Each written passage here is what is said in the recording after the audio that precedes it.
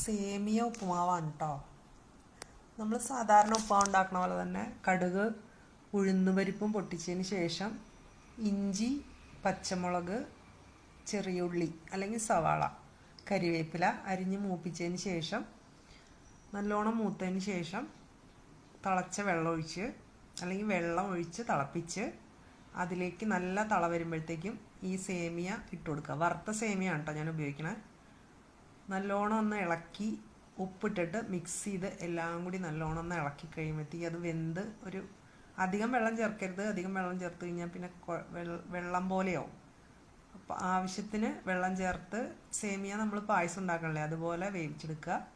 അതിലേക്ക് വെള്ളമെല്ലാം വറ്റി കഴിയുമ്പോഴത്തേക്കും കുറച്ച് നാളികേരം കൂടി ചെരുകി ചേർത്ത് കഴിഞ്ഞാൽ സേമിയ ഉപ്പുമാവ് പെട്ടെന്ന് ഉണ്ടാക്കാം. ഒരു ദിവസം രാവിലെ ബ്രേക്ക്ഫാസ്റ്റിന് പെട്ടെന്ന് ഉണ്ടാക്കാവുന്ന ഒരു സേമിയ ഉപ്പുമാവാണ് കേട്ടോ ഇത്.